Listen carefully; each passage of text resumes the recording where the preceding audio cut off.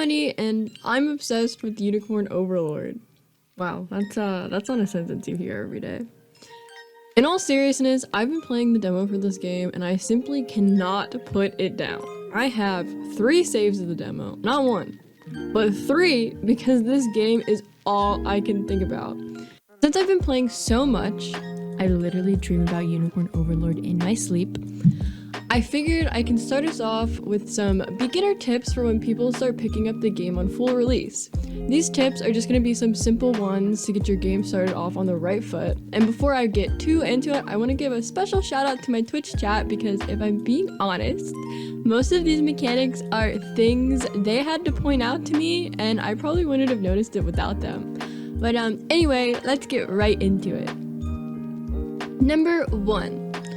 Immediately when you get into the game, I want you to open your options and turn on the auto pause at start of the stage feature. Unicorn is a real-time strategy game, so that being said, time is a resource.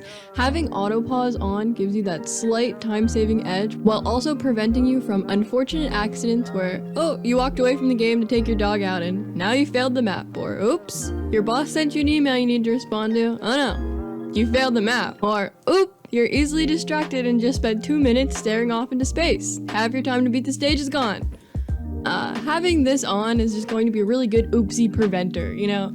While you're still here in the options, I would definitely go ahead and turn on auto run, no explanation needed, and think about turning off auto advanced dialogue. You know, if you're in the settings, you might as well dig around a bit, have fun, figure out what you like. Number 2, Deliveries. You're going to be introduced to Deliveries as part of the opening tutorial pretty early on. They're little item bundles you can turn into towns to advance them, aka unlock more items in their shops. It increases your rep, you know, gives you some little goodies. I highly recommend only doing deliveries that give you an item. Deliveries that give you an item are quests that need to be completed in order to upgrade the town. All of the other deliveries that only offer like gold and reputation are not priority. This is kind of huge because a lot of the deliveries early on needed to upgrade the towns require the same items, and you don't want to waste your early resources on essentially nothing when 2 steps away there's going to be a town that needs to be upgraded and requires the resources you just spent. You're going to be running into so many different towns so quickly in the beginning of the game, so I cannot stress enough to just upgrade the town and never open the delivery tab again. Keep it simple, get it upgraded, and move on out. Number 3. Now this is a little fun one. When you upgrade the coast towns, they will unlock a ship feature. You can go ahead and use this as soon as you unlock it to head back to the island you originally started off on in the beginning of the game. There's going to be a little quest for you to do over there, some items to pick up. There's also going to be 2 different towns that offer some different items, so check those out, explore the area. I literally would never have done this without my Twitch chat telling me, so, you know, go crazy, get your extra goodies. Number 4. Alright, this one blew my mind and maybe also proves I have never read or paid attention to a single thing in my entire life, but as soon as you start getting those shops unlocked, go ahead and buy the recruit gear for all of your units. I know that I skipped over these just because of the name recruit gear. I have a bronze gear. Surely that's better than recruit gear. Wrong. Not only does the recruit gear have better stats, but it also has a passive that increases your unit's EXP gain. I played my first one of the demo without these and I definitely struggled. But my second one was a breeze when I used the recruit gear. I was making expert look like story mode. I'm not even joking. This gear is a must-have. Number 5. Okay, I'm sure you're sick of hearing this in every tip guide ever, and I'm sorry, but use your items. Yeah, I know we're all players that ignore consumables. Well, womp womp, too bad, use your items. My personal favorites and game changers are Empowering Drought, which increases your damage dealt by 30% for 1 battle, and the Wind Fairy's Charm, which prevents assist attacks. I found these items can easily turn an allied team KO into a win, so do not be afraid to use them. I would say a couple items per stage is pretty normal. but they're going to really lead you to a victory if things start getting a little kooky. Number 6. This is our Joseph arc. Listen very carefully when I say this. Joseph is not Jagan. I repeat, Joseph is not Jagan. In case you don't know what a Jagan unit is, it's a character in FE trope of being given a high level unit in the beginning of the game with terrible stat growth to help you complete early chapters at the expense of being an EXP well, leaving your entire team underleveled if you use him too much. Joseph is a high level unit that doesn't gain experience from early combat, but since combat is done in squads, Joseph is not there to eat all of your XP, but instead he's around to help carry and grow your weaker units that need a little help getting started.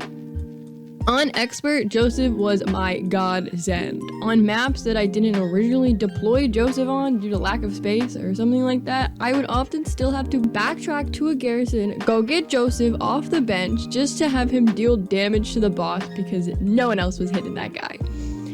It's generally very difficult to beat some of those bosses without having Joseph to clean up a little bit of the units in his squadron, so please do not bench Joseph. I promise he will be here to help you, unlike some people.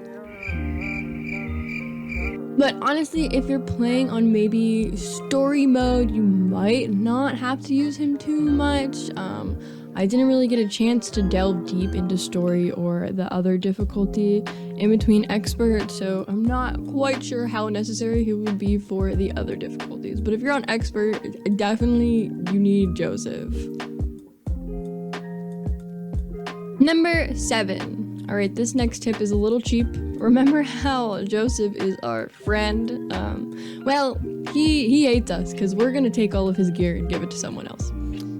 Joseph, being a high and mighty knight, has better gear than just about everyone you receive early on in the game. So we're going to go ahead and steal it. We're gonna steal his belongings. We're gonna take it. We're taking his sword. But all in all, Joseph really just doesn't need the better gear. I mean, he's level 20 for God's sake. You can go ahead and give Joseph gear to anyone who you feel is slacking. Personally, I like to give Joseph's sword to Lex because that guy Lex, he's a little goofy.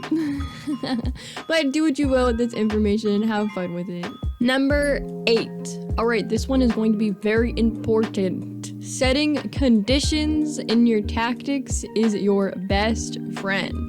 This is a feature I totally would have ignored for most of the game without Twitch chat reminding me of its existence, but holy these could turn a squad from literal garbage tier to the best team you have within a few seconds. To set up your tactics, all you have to do is go enter your unit overview, select one of your units, and at the bottom there will be a tactics section where you can read your unit's abilities and set conditions for them. The only sad thing for you is I'm not here to give you all the tactic secrets that I've discovered so far. I want you to mess with this feature yourself and discover new setups, but I will give you a little hint to get you started. So let's go to our best friend Clive and read his ability, Assaulting Lance. Attack a single enemy, grants the user +1 AP if the target is defeated. I hope you're seeing where we're going with this. Now we're going to go over to condition 1 and we're going to set Assaulting Lance to prioritize units with the lowest HP. Congratulations, we have now enabled Clive to solo entire squads. There's honestly a lot of stuff like this that you can do in the game, so I encourage you to go ahead and read all of your unit's abilities and set some conditions, work with them, have a good time. Work with them, see what you can do. Number 9. This tip kind of goes hand in hand with setting up your tactics, but go ahead and carefully watch your units fight. That sounds a little silly, but honestly, this will help you figure out what conditions you need to be setting, and you'll get a sense of if your units are doing what they're supposed to be doing in battle. Just from watching the battles, I realized the AI is not always the smartest, and even for some more simple skills, you might need to set conditions. For example, while I played, I noticed a lot of my units that healed would prioritize healing the front line. Even if the front line had taken maybe only 2 hit points, well, the back line will have taken, I don't know, 14, but those guys were not getting healed. So I had to set some conditions to make sure they were healing the lowest health targets. But yeah, definitely go ahead and watch your units, make sure they're doing the right thing. Number 10. Alright, number 10 is a pretty fun one that I definitely did not start doing until far later in the demo. I didn't really realize how much of an effect it would make and turn the tides of battle, but if you're starting a fight and it looks like you're not going to come out the winner, you can start kind of finagling with the formation of your units. So go ahead and mess around with your formations, because sometimes the enemy has units that are countering some of yours, and if you rearrange your little squad, you'll be able to figure out a way to prevent some big damage. A pretty good example of this, I think, is having a Griffin and a cavalry unit on the same team and going against enemy units that are strong against cavalry units. If your cavalry unit is in the front row, you can just switch it around with your Griffin Knight, and now your cavalry is safe, and then the Griffin Knight will be protecting them from taking a hit that they're weak against.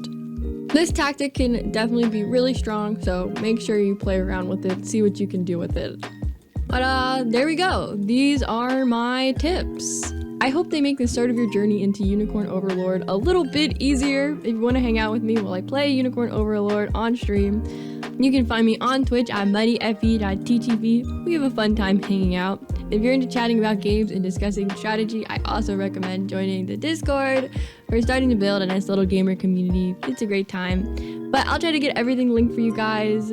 Just let me know if there's any important tips that I missed out on. I hope to see you guys again soon. Thank you for stopping by the Mudshire.